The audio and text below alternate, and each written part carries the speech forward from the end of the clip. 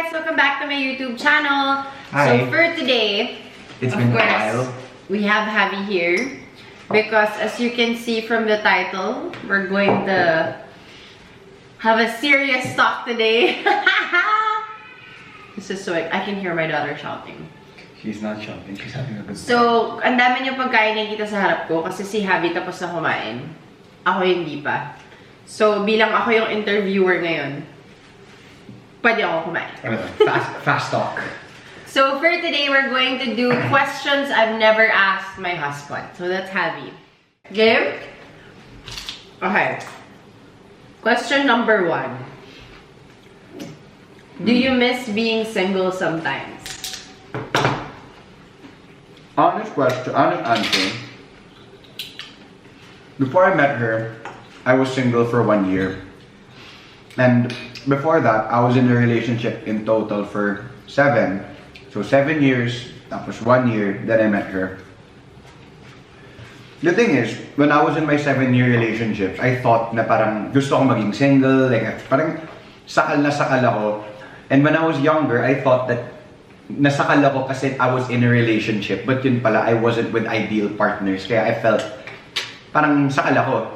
So, with that 1 year na single ako, it kind of, parang no one really knows when you start being single kasi out of a relationship, diba? Na parang, by single, I mean like, over ka na sa ex mo and all of that. Like, you don't really know when over ka na. So, when I was officially over like my previous relationship, I actually hated it. Na, me kasi I'm a very affectionate person. Alam mo naman yun. I love feeling my partner. Kahit tulog kami, like nakaganyan ako sa kanya. I just have to feel her. And being single, people say na you're free. But for me, when I was single, I felt so alone. Parang mas na, like, when I was in my previous relationships and hindi kayo magkatugma eh. So you feel alone in a sense na hindi ako magets ng partner ko. But when you're single, wala kang kasama at walang nakakaget sa'yo. Yeah. So for me, I was so lonely and I really cannot imagine talaga. So you don't miss having your own time? If you think about it, like what else time would I... With how I live my life now, it doesn't really make a difference with how I was living my life before. Kasama lang kita. Yeah. And it's not like the things I was doing when I was single by myself. I can do that with you na rin sabay. Yeah. That's the thing eh. You need to find a partner who can ride your trip. Yung parang pwede mo, parang nagigets nila yung gusto mo. Parang wavelength. Wavelength, but not exactly the same. So for me, it's like there's nothing really different with being single or in a relationship in regards to my own time.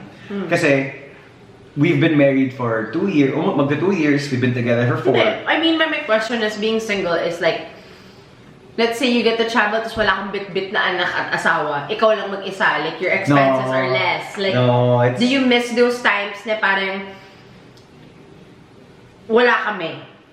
No. I wouldn't be traveling by myself also. But for me, when I would travel for work, and the people I've worked with can attest to this, I hated traveling by myself.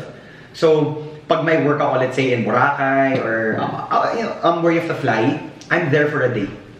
But for me kasi, it's not that I'm incomplete. It's just that I would really prefer being with you than being by myself. Okay. So, yun. Good answer. Okay ba yun? Okay ba yun? Next. Shot muna ako. Cheers. Okay, next question. If you'll change one thing about our life now, what would it be? Okay. That's a good question. I don't know. It's not in our power to change, but if we could have twins, that would be nice. You want twins right away? Guys, or now? I wanted twins. I wanted twins. If Millie had a twin, that would be so cool. Millie is already a handful, but guys. She's two kids in one body. No, but in regards to our life, I don't think I would want to change anything with our life. I would change things before our life, like taking my work seriously, so on and so forth. But nothing in my life I would want to change. Okay, great. Okay, next. What do you think your life will be now if you didn't have me and Millie? Oh man, I question myself that all the time. If we didn't have Millie, I think I wouldn't grow as a person. Like, I really feel like I would Why not?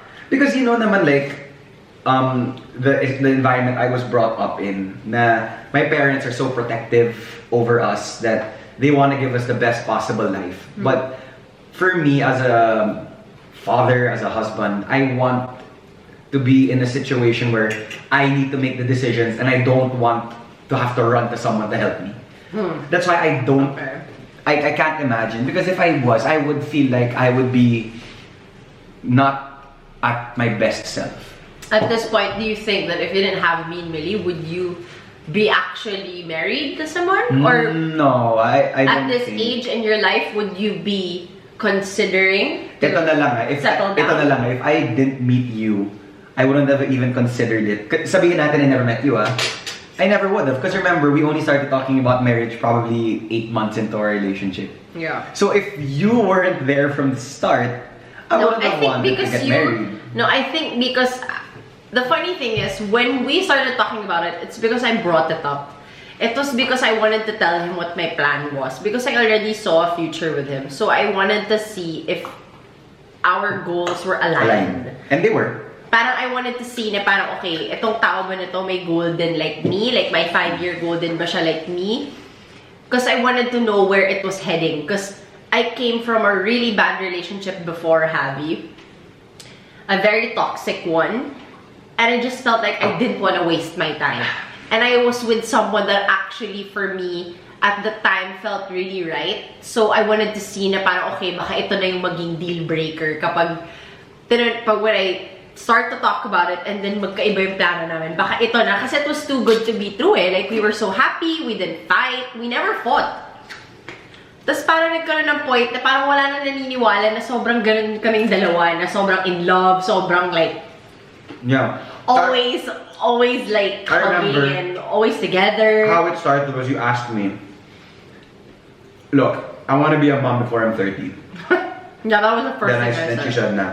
If you can't give that to me, like, what's the point? No, because remember, we're at Wala yung harsh. no naman. But remember, we're at the point in our lives where, as I said, matanda na ba tayo o bata pa tayo? Yeah. You know what I mean? Like, given that women, you know, have like the safest times in their bodies when to have kids, so on and so forth. Your plan was good. And for me, I wanted to be a young dad. I didn't want to be old. I didn't want to be incapable of throwing Millie in the air or running after her. Gusto ko bata ako. So I feel like we're all learning from one another. That's why for me, back to our question, I wouldn't change anything. No, I mean sorry. what would your life be like? I think I would just be living it day by day. Because that's what I used to do before. I would live my life day by day because I didn't want to plan. When I was single, Yeah. So, Yeah, I think all of us are like that. I think when you're single kasi, for me and my preference, I feel like when you're single, that's the time that you figure things out within yourself. no, yeah, but the thing is, when I was single, I was passive eh. I wasn't figuring anything Ako out. kasi, when I was single, I was in a relationship for almost 5 years. And when I got out of that relationship, yes, I was dating in the between that I was single, but I wasn't committed to anybody. But that gave me room to grow as a person. Like, at that time, I was trying to figure out what I was gonna do with my life, where my life was heading, where I was heading. So that was the turning point of my life when I became single. Yeah. Because there are a lot of things that I didn't get to realize when I was with someone because I was too focused on his growth and our relationship that I forgot that like may buhay din pala ako. Alam mo yun? My point was, I had to date to like, alam mo yung parang may checklist ka. Test the waters. To learn like, ay, hindi pa yan okay sa akin. Ay, okay pala yan Kung sa ano akin. yung papasa sa'yo. Exactly. So, Hindi naman papasa sa'yo but wag naman kayo magpaka pariwara. I mean, Yeah. like, by testing the waters, meaning to say, is you actually have to date people to learn what you want. to see what you really want in a person. Kasi, Yeah. minsan kasi, di ba, ang mga preference ng tao, may mga mabababaw lang na, gwapo, yan na. Yeah, tapos when you have it, you realize that Parang, shit, may mali. Yeah. Yung ganyan, yung parang you actually have to date to meet different people. And, you know what, sometimes dating leads to a lot of things. either you actually start a relationship with that person or you become your friends. And that actually happened to me. Like, the people that I did get to date romantically became my friends. Yung parang we saw na, hindi kami nag-click. So, ibig sabihin, mas okay kaming magkaibigan. Alam mo yun? So, that had to happen. I had to go through that before I actually found someone na, okay, yan na yun. Siya na yun. Alam mo yun? It took a lot, like, for both of us. Like, we were in long-term relationships practically all our lives. Yeah. We were never single for such time. Like, we loved being in a relationship. Exactly. That was it. But then... And it just so happened that my last girlfriend, siya. It just so happened na nakatugma talaga. Like, you know, between everyone I dated, she was the only one that I didn't know personally. Yeah, but that was also... I didn't have any notion. Apparently, we had a connection. We had a lot of common friends. We had a bridge. But we just never asked. We never asked and we never met through them. So basically, when I asked her out on the first date, literal, wala kaming like, it was new. No, we had a lot of talk about I mean like, it was new in the sense na I didn't know anything about it. Yeah. But back to the question, if I was 2 years in, single, I wouldn't know. I'd be very miserable. Do you miss dating? No. I don't. Bakit ang bilis na sagot? Hindi ka pa nag-isip? Babe, alam mo naman yung mga dating horror stories ko, di ba? Bakit lahat naman tayo may dating horror stories? Why would I miss it? Ba't hindi ka nag-enjoy? I mean, to a certain degree, I did. But malamang, you know, the whole purpose of dating is to find a suitable partner that you can settle down with and have a family. Yeah. I have that already. So, but why will I miss it? I mean, don't you miss, like, testing the water? No, I don't. Like, alam mo yung sure shot ka na dito eh. So, ba't ka pa miss? Dapat naman. That is not a good question. That's not a good question. I am very disappointed. Ano gusto ko sabihin ko? Yes, kasi balandi ako. Ganun. Ito. Ito na ang make or break kung matutulog ka sa sofa o hindi. Okay. Have you ever lied to me that I did not know about? Small things. Like what? OM! Like yung, for example, the dogs knocked it over. Yung mga gano'n. Wala namang grave. Kasi yung mga nababasag-basag dito. Okay, wait. Hindi ba na si Millie at yung mga aso yun? Ikaw yun. No. The Emperador bottle was my fault. Okay? Oh my gosh! Kutsilo. Oh my gosh! I was actually trying to figure that out because the dogs were in the stairs. You know how it happened? I put it down. Then I saw it slow-mo fall. Eh, in my head, akala ko yung bote nun, it's thick. Manipis lang pala mabasa. See, I'm an okay husband. I don't lie about big things. Or yung tipong, where are you? On the way home. But yun pala, I'm just having small talk with my dad na mas matagal. Or I'm talking to my friends. Oh my God. I'm never gonna believe you now.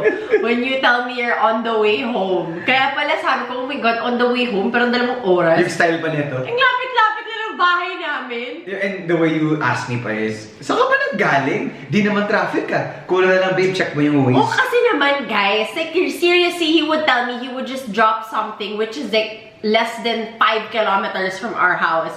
And then he comes home, let's say he leaves at 1, he comes home at 5! Okay guys, also, what in the heck? I wanna let you know that whenever I start small talk with people, I can't stop. So, yun. But I don't lie about anything. Like... Wala din mo, ah. Okay, next. Ito, maganda to. Now, let's see. I think a lot of the people, most especially the bashers, will love this question. Do you regret getting married early? No.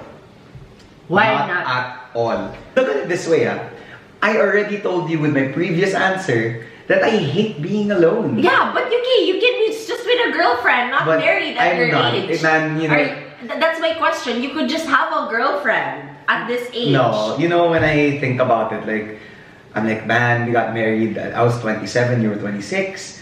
And I was like, I think about it, Then I was like, our wedding was so good. Our wedding I was 25 great. when we got Our wedding was great. Then when I look at the pictures, it's like, I'm just so happy that I was able to experience it so early on with my life. And kasi babe, goal ko kasi 65 years married tayo bago may mag So we started early. Aning 60 years? Diamond ba yun? Or Rube, something. But parang 20 years is Ruby. basta, I want to be married a long time. I want to, you know what I mean, like stand the test of time. I'm ready to go through the problems married people go through. And for me, I wouldn't have it any other way. Don't you wanna... It gives me a sense of security. No, I mean, didn't you wanna do what you wanted to do in your life first before you got married? No, but this is the thing. I'm already doing everything I want to do.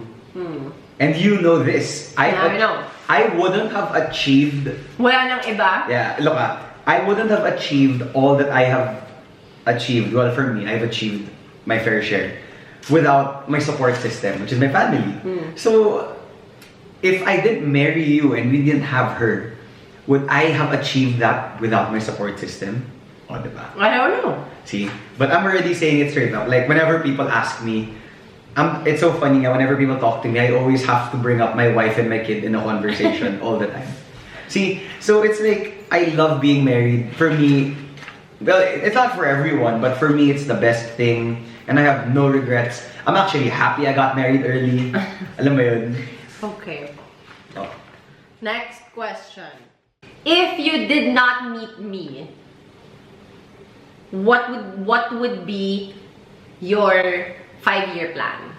Kasi yung 5-year plan mo, naging 5-year plan ko na eh. Parang minerge na kasi natin yung 5-year plan. I met you when I was 24. Yeah. So, right? 24, if hindi naging tayo, ano yung 5-year plan mo? I would have been so bored because I was living my life day to day that I would have not wasted time, I don't want to use that term.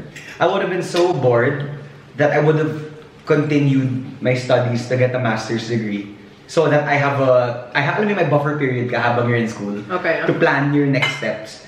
But feeling ko if I didn't meet you, maybe a year in, I would have gone back to school, gotten my PhD. Then from then on, I have no idea. Because I was already considering it. Before I met you, you know that. No, you told me about it. I wanted to study because I had nothing to do. So it was more of, if I did that, parang panakit butas lang. Like for meantime. Because I didn't really plan my life. Do you see? Like, but now that we're married, we have like a 10-year, a 15-year plan. It really changes. But back then, that was my only plan. Like nothing else. Okay. Next is, how's your mental state? Now? Like, what do you feel at this point in your life? What is your mental state? Because you know what, guys, it's important to always ask your partner what their mental state is. Because we've heard and come across a lot of people that lost their loved ones because of that. Yeah. And that's why it's important to always check on your friends and on your partners how their mental state is so that you can at least help. You know? You tried, you know. Or listen. Yeah, well, off topic, but for me, she knows this. Whenever I have friends come in, be it a guy or a girl, or anything in between, I always tell them that I love them before they leave. Yeah, I'm like that. I was raised like that. And in my head, we don't see it in a sense na parang malamig. But you know, hindi siya ganun dati. I was never like that. Hindi siya ganun dati. No, because from when we met, like... Na-pick up mo ba yun sa amin? Yeah, and beyond that, there were some people that were in my life that have sadly passed away. Yeah. To very sad circumstances.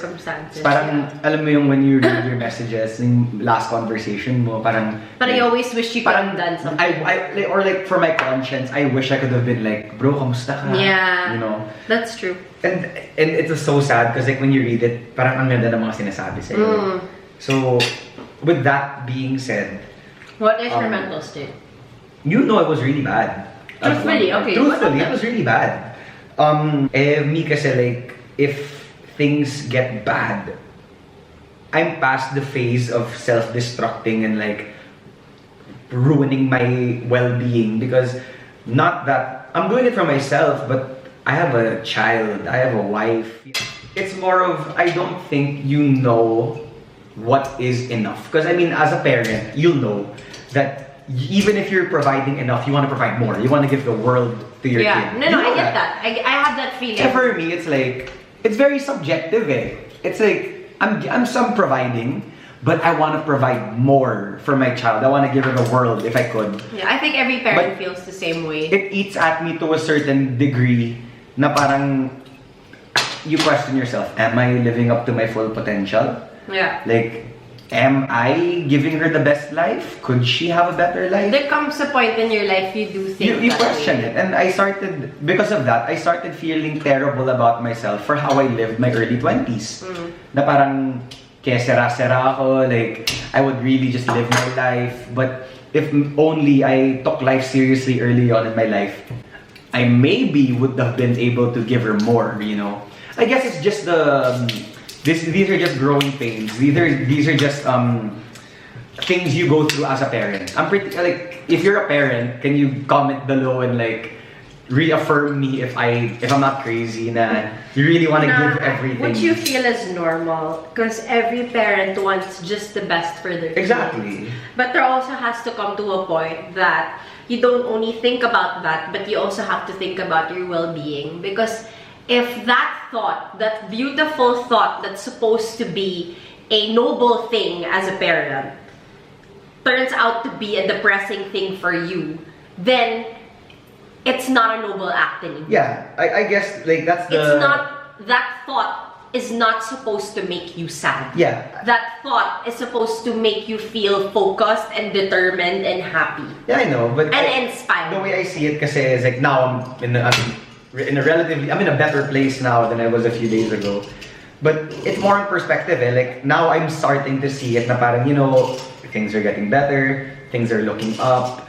So now I'm better, but like for people that are going through certain things, like you just need to try to, I know it's hard, but you need to find like the best way for you to cope with these stresses. Yeah. And you know, like, I'm pretty sure we're all guilty of it, that there are times where hindi natin maamin na tayo yung problema.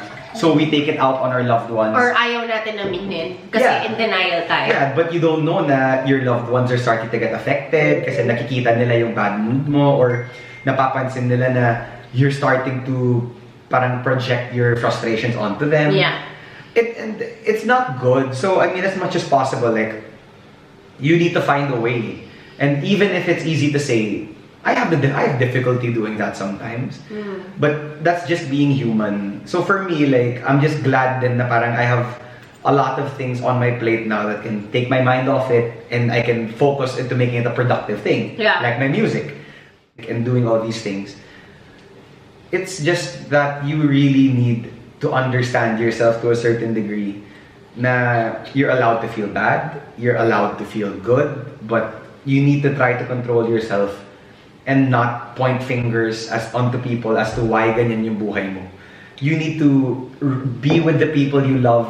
They're not there to hurt you, they're there to help you. I think they're there to like support what you want. No, I think you're supposed to just surround yourself with people that inspires you, that keeps you grounded, and that gives you the support that you need. Yeah. Because if you surround yourself with people that is negative, or if you don't even surround yourself with anyone at all, or put you down, or basically show you a different path that's not your path, yeah, then I think that's the time where you're supposed to pull yourself out of that picture, because yeah, like, it won't do you good. Yeah, you know, I really believe in that saying, no man is an island. Kasi na-experience na namin yan eh. Na-experience na namin yung hanging out with the wrong crowd, and then you start to become someone you're not. Tapos yung makakapansin pa yung mga loved ones. Yung mga loved ones mo, yung mga taong nakakakilala sa'yo, tapos you push them away. Pag sinabihan ka nila, you'll push them away. That happened to me so many times, and my family always suffered from that wrong decisions of mine. But I had to learn the hard way. But since we have this platform, then we get to tell you guys that those experiences led us to a better path. So if you are going through it right now, yeah, pakinggan mo yung mga kaibigan mo at yung mga family mo na sinasabi sa'yo na you're heading the wrong direction. Because remember, your family and your loved ones only want what's best for you. Or may mali. Yeah. Basically, check yourself.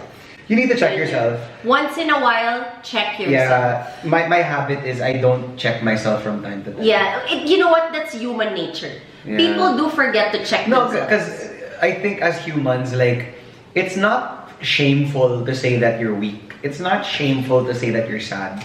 Because we're just taught at a young age by like society na pag weak ka, people will take advantage of you. Yeah. Pag weak ka, no one will take you seriously.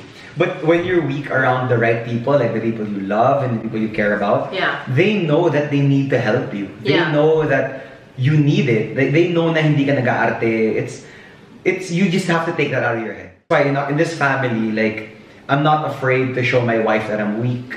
And you know, I'm not, if ever she's weak, I'm not gonna tell her that she's not allowed to feel weak. It's normal, guys. Like, there's no shame. Wag na kayong pamacho-macho, hindi na yan uso. And you have to understand, guys, that in this life, not everybody has the same heart as you. Yeah. I always tell that to Javi. So you have to really choose the people you surround yourself with. Because Javi has the tendency, you know what, it's not a bad thing. But he always sees the good in people, which is okay. But by the time when they show their true colors, he really gets sad because he felt like, I expected more from this person. No, because I really feel like I value like honesty and like no, I know, but that's what you can't expect that's people. What I'm trying to say. You can't expect people to. When I say that not everyone has the same heart as you, is meaning to say that not your intentions sometimes just don't match other people's intentions. That. Okay, so here's the last question. Is it good? Yeah, it is really good. This one is for the haters. Okay. And for the people that are curious about this, because this question has been actually it was never a question. It was just always stated. So I will ask this to him, and I hope that after this question is answered, that we can lay it to rest. We could lay this to rest, because I don't want my daughter reading stuff like this when she's older. So here is the last question. Let me guess. Once and for all, did you marry me because I got pregnant? Yes. Okay. Before I answer that question, okay, alam ko naman na maraming tao na hindi maniniwala sa akin. And it's okay if you don't believe me, because I do not care. Not everyone likes you. Not everyone can agree with us. So. You know, I can answer this. Okay, I'll let her finish my sentence. If we didn't get married in April, when were we gonna get married? Feb of this year. Feb of this year. Now, look. I had the ring was already there. Everything was already prepared. How I was gonna propose was already prepared. She even knew the date because we talk about it, guys.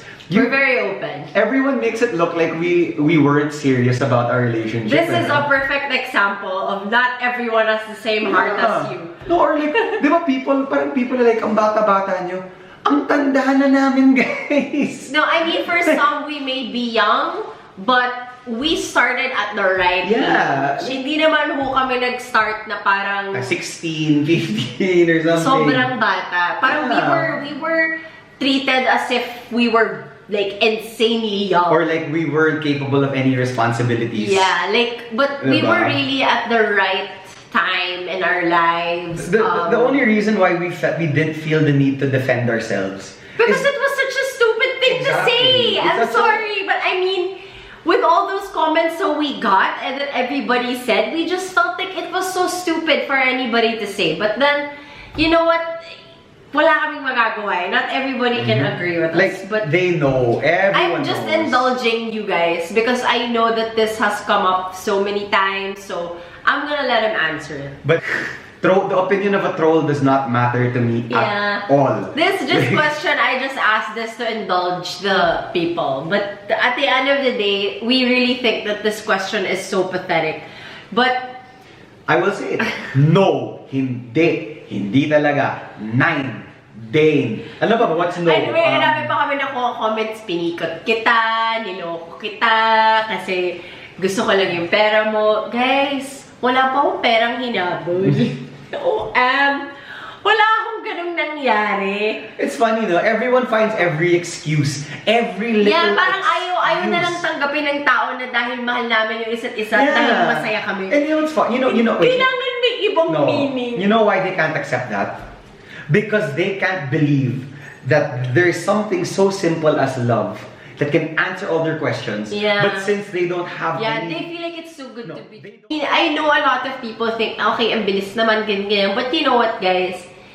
Yung nakikita nyo, yun lang yung pinapakita namin. Exactly. Pero hindi nyo kami nakikita off-cam. You don't know kung ano yung mga pinagdaanan namin as a couple. You don't know how deep our relationship is. And you don't know how many times we basically discussed this plan over and over again. How excited we were for the future. Like, we did not share those parts of our lives. Kasi it was only supposed to be between the both of us. Exactly.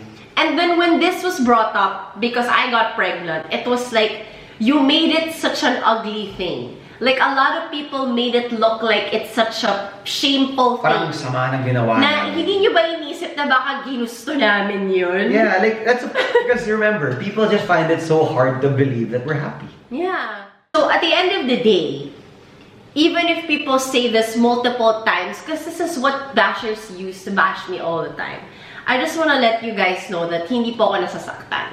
The only reason why sinama ko to sa roster ng questions ko is because we laugh at this comment every single time. And we just want to let you know that maghanap na kayo ng bagong pangbabash sa amin. Guys, what is in your heart? Anyway, that's all, guys. Thank you so much for joining me. Ito po yung first episode ng Questions I Never Asked. So, Javi is of course my first guest, and the next guest will be a secret. Nako, secret. But you guys are going to love this episode because yung mga hinanda kong questions sa kanya, hindi siya prepared. Actually, hindi niya malalaman na siya to eh. Siya tong episode na to. So, anyway. We're not gonna leave you guys empty-handed. Oh, yes. Okay, guys. So, before we go, we're going to have a giveaway because we are happy to be back. Not only are we happy to be back, but we're almost 300,000 subscribers here on YouTube. So, because of that, gusto na namin ma-reach yung goal namin na 300,000. Kaya magpapa-giveaway kami this whole week. So, yung unang giveaway namin will be fun because we are giving away these products.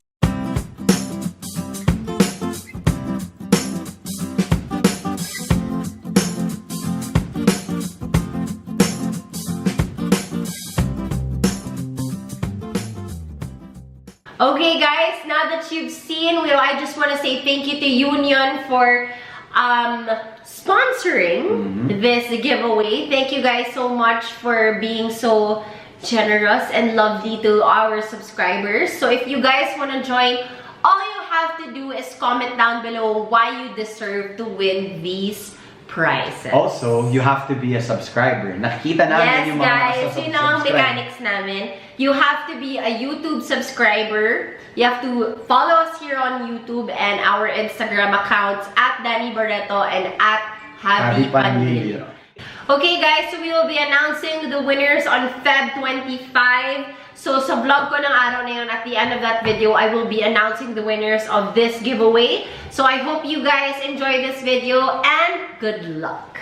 Stay safe, everybody, and we'll see you guys next time. Wash your hands. Bye! Cheers! Cheers muna tayo.